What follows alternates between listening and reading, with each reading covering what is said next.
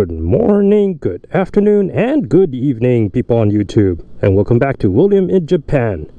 Today you join me back on the Thruxton Final Edition on a somewhat warm late autumn day. So the Thruxton has been with the family for over a year now. Although technically it is not my machine, I did have some quality saddle time on it. So without further ado, here is the owner's review of this beautiful motorcycle. Let's hit the road.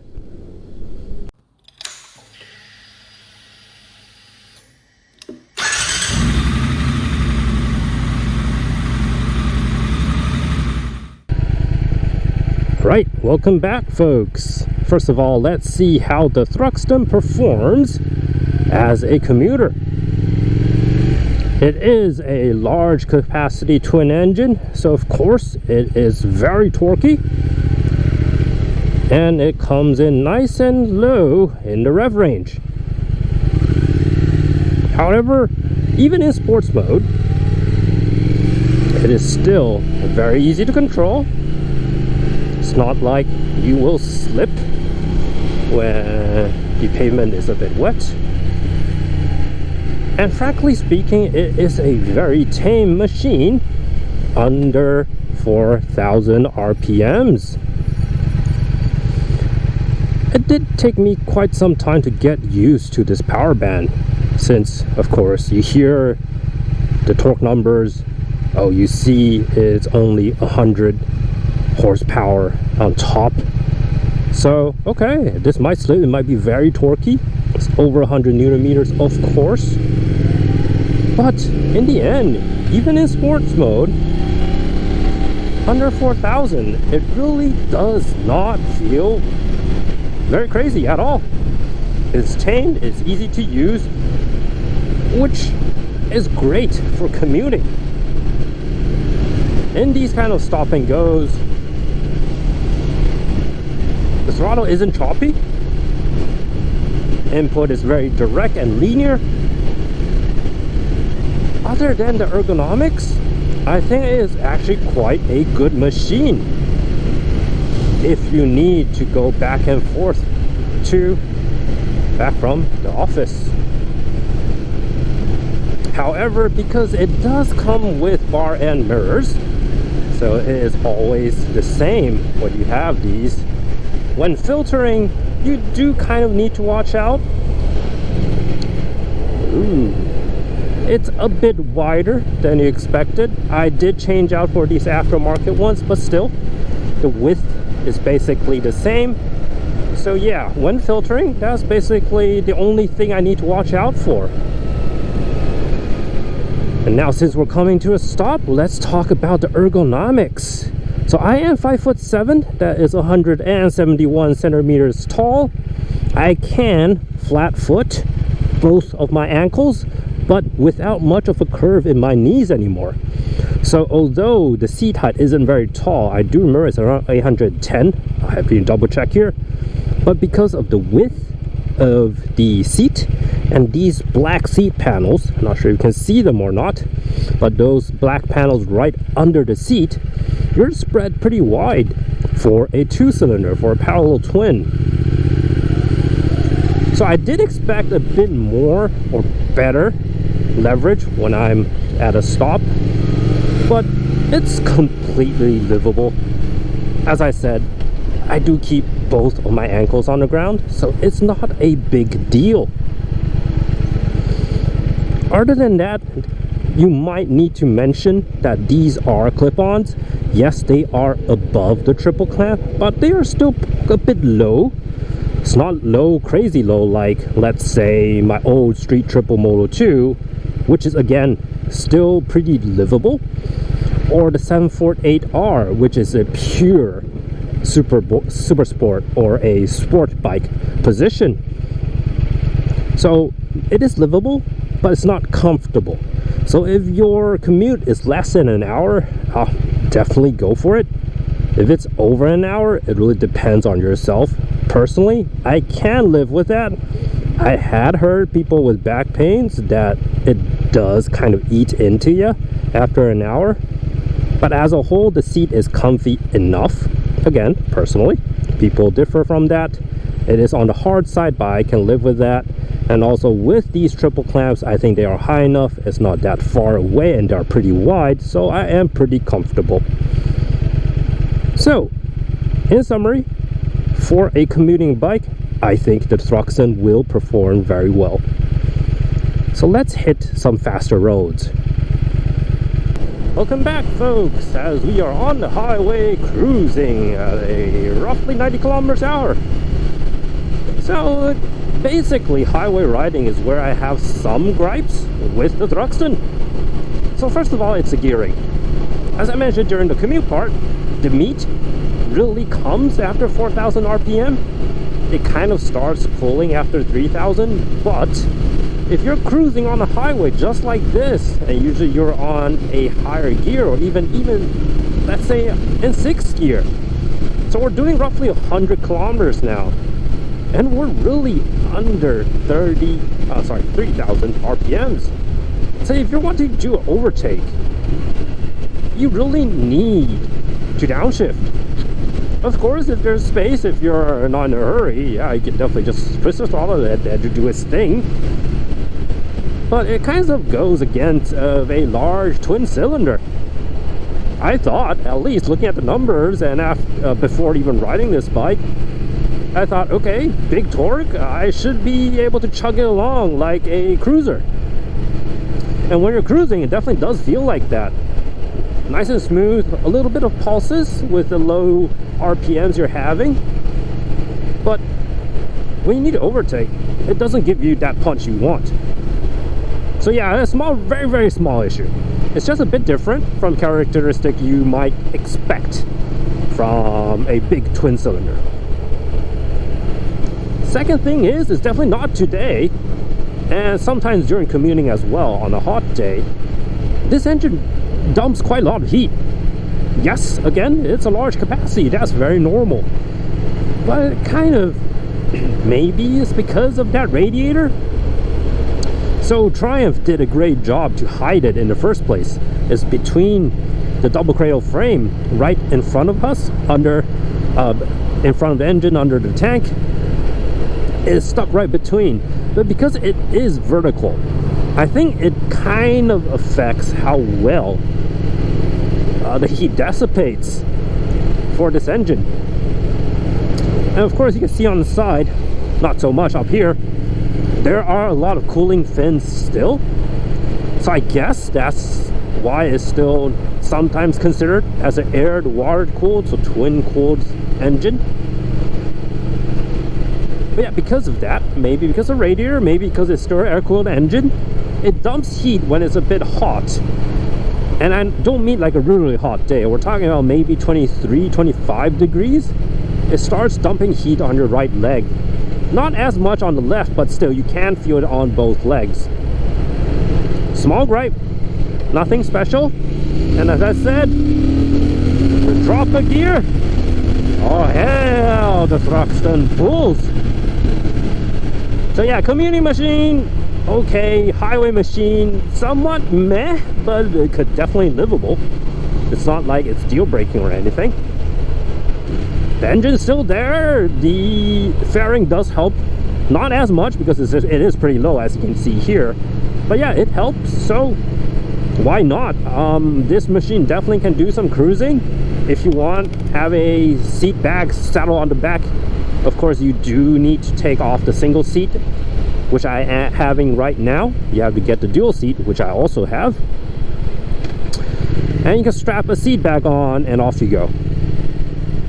So yeah, this is definitely a okay machine in my opinion. No problems at all in terms of highway cruising. Alrighty folks, let's head to the fun part. Alright, welcome back folks. We are now hitting the country roads of Chiba Prefecture. So personal preference is pretty obvious. I do love bikes that perform well on these kind of fast flow B roads. That's definitely how the 748R, the Street Triple Moto 2, and also the old Super Sport performs the best. But I digress. We're talking about the Thruxton today, and it is also a great bike for these kind of roads. First of all, yes, it's a bit heavy. It's roughly 220 kilograms wet. I also have put on this fairing up front. It does come with a steel subframe, so that maybe adds another 3 kilograms. But I think the biggest difference here is actually the spoke wheels. So they are, I believe, aluminum. Sorry, I didn't need to double check here, but I believe they are. So there is some weight saving, but compared to forged wheels, it is still on the heavy side.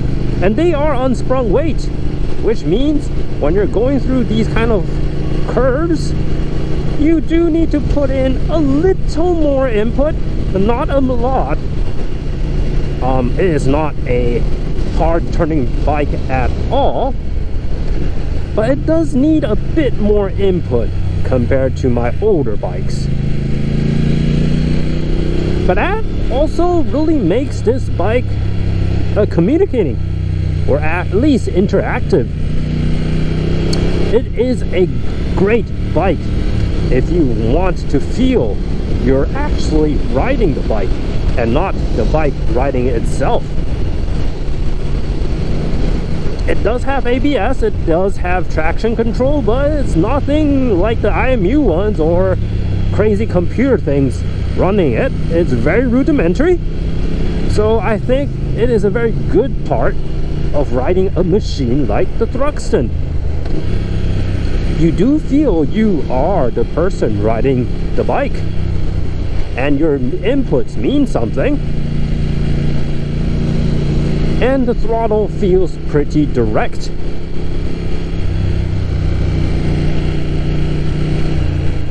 Also, since it is, again, somewhat of a heavy bike, thanks to all of that torque we talked about in the previous discussions, it does pick up speed still very well. It starts pulling like a truck when you're on the throttle, and it's not like it is slow. However, since it is a bit heavy, as I mentioned, you do need very good brakes to brush off your speed quickly. And thankfully, the Thruxton does have a great braking setup. So up front, those are M50 radial mounted Brembo calipers, which is under the Stylema, or older than the Stylema, and newer than the M4.32 calipers that I used to own. So the Street Triple has the Stylema, and the Super Sport had the M4.32s. However, the initial bite, compared to all of my bikes I had owned in the past, the M50s, so the Thruxton, actually has the strongest bite, in my opinion. And I think that's a very good thing when you're riding a heavier bike, not a heavy bike, but a heavier bike. It really scrubs off the speed quickly when you need it. Just like here, a bit of a pressure, and voila, it stops nice and quickly.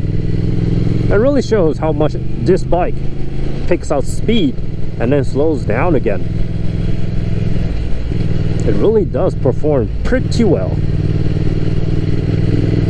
And also, since you are braking a bit heavier compared to, let's say, my old Street Triple Moto 2, the support from the front forks is actually extremely important too, in my opinion. So the Thruxton does not come with O-lins at front. It does come with piggyback shocks at the back. But these Showa forks, which is not the big piston separate functioning forks that we see a lot these days. I think this is a different fork since they both do rebound and compression. Yes, they both do. So these are not SFFs, but still it is pretty supportive Of course, when you see my riding, I am not pushing the bike in any serious way to reach the limit. But for road riding, these are more than capable. Thank you, sir. It gets the job done. When you're braking, it supports you, it keeps the bike stable. So yeah, you really can't ask for much more. Yes, it does come in rubber hoses, but again, we're not on the circuit. It's not like it's going to fade or anything. These kind of riding, yeah, is more than adequate.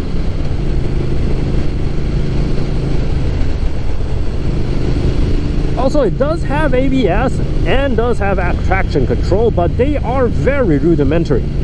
So it's not like you're having an IMU and a little computer that's control every single input you're having to the bike. The Thruxton still feels pretty direct, and the inputs you have on your right hand actually mean something. Oh god, I love this roar.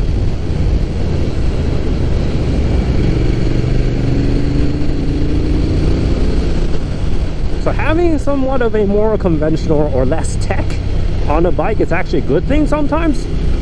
I definitely understood that with the Ducati 748R, which really had nothing. I do feel the rawness of riding a motorcycle. And maybe that's why I kind of don't miss the Street Triple Moto 2 right now. Because I miss that raw feeling. So that's why I love the Super Sport, and I also love the 748R, but not so much of the Street Triple. The Street Triple is a tool, it's precise. It just does everything perfectly, which is great for the track. So I think that's more of a track bike than a road bike. But if you're just trying to have fun, like we are doing right now, the Thruxton, the 748R, does more for me, if I may put it that way. It's more emotional, it's more connected. It gives you more of a oomph when you're on the throttle. But man, I do miss the triples howl. But this twin sounds pretty good too. So yeah, to put it as a whole, the Thruxton, when you're at these kind of back roads, especially these fast flowing ones, there's not a lot of hairpins, or there are no hairpins. Everything is, what, third gear at least? It's perfect for these kind of riding. It has the weight, but it's not like you need to do huge brakes and then accelerate again. When they're on flowy roads, just like the ones we're having here in Chiba, I think this really suits as a Sunday blast in these kind of B-roads. Oh god. You will never get sick of these pulls, man.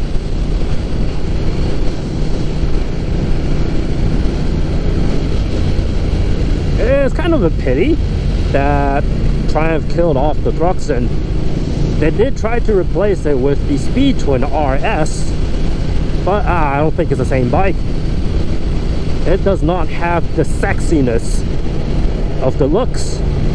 The parts are a bit cheaper, at least it looks a bit cheaper, and I hate the dash. Sorry Triumph, I hate that dash you put on everything right now. So it started with the Trident, didn't it? It kind of spread out to everything now. Damn, I hate that dash. But yeah, I have twin clocks. Just look at the new Z900 RS that Kawasaki brought out. They gave it a 6-axis IMU with twin clocks. That's how you do a retro. Triumph should be the king of retros. And yet, I have to say the Kawasaki did one heck of a better job in terms of keeping the looks. And I also think Triumph is getting the backlash there. They're putting the Öhlins shocks back to the Scrambler 1200s, which I think again was an extremely stupid thing to do to remove it from them in the first place. And hopefully they will bring back the twin clocks just like Kawasaki has done in the Z900RS. Okay, that was a huge tangent, but let's get to my summary. Alright, my final thoughts of the Thruxton. So yeah, this bike is definitely meant for the road in my opinion. I don't think anybody will argue with that. And compared to my older bikes that I had owned, it is very similar to the Super Sport. Yes, they have quite a big difference in capacity, but if you look into it, both have very high clip-ons, both have a comfy seat. The Super Sport makes a bit more power, 110, this makes 100, but in terms of torque, this has roughly 20 Newton meters more. So yeah, I think they perform, on the road at least, very, very similarly.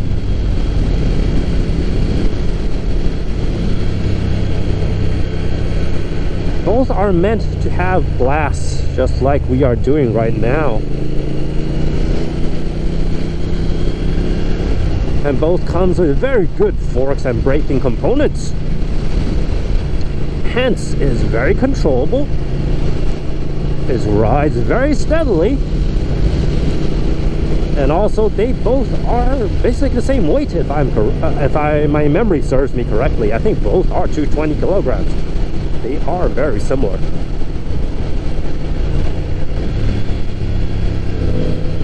In the city, this bike may not be perfect, but it gets the job done, as I mentioned. It is definitely livable as a commuter bike. For highways, not as great, but again, very livable. You can deal with the little quirks as long as you're familiar with the throttle and stuff. It's not like it's crazy or anything. And finally, in these kind of back roads, it really does the job. It's a great bike, hands down. What would I change? Maybe. This is really a maybe. A bit more power off top. It kind of runs out of puff. And also maybe a bit lower gearing, as I mentioned. It's a very timid, under 3,000 RPMs. But thinking about it, maybe it is because of that timidness, even if that is that even a word? I think it is. Because of that timid throttle, there's no herky-jerkiness like the Super Sport. So it's very livable in the city. So as a whole package, I think the Thruxton really has everything. The clocks are great. Again, not sure if I mentioned this before, but the new Speed Twin RS that tries to replace the Thruxton has that Trident dash, which I really hate. It does not suit a modern retro. Just look at what Kawasaki did with the new Z900RS. Twin clocks with a 6-axis IMU, and also connectivity. You don't need a TFT dash to do that. You can do it with twin clocks and an LCD screen, which keeps the looks and also gets the functional part done. So again, a huge pity that Triumph killed off the Thruxton. It is definitely on the too expensive side. I don't think it worth the price tag, but since this is the final edition, we're never going to get it, so we got it. But yeah, it does not worth the money. But in terms of the looks, the ride, the quality, yep, no problem, at least so far. Really happy that we have this machine in the company. Oh, not in the company, in the family. And I'm very lucky to be able to ride the Thruxton, the beautiful Thruxton FE, here and there. So folks, this has been William. I appreciate you joining me. I hope you enjoyed and kind of got the idea how the Thruxton is like. And hopefully, I'll see you next time. Bye-bye.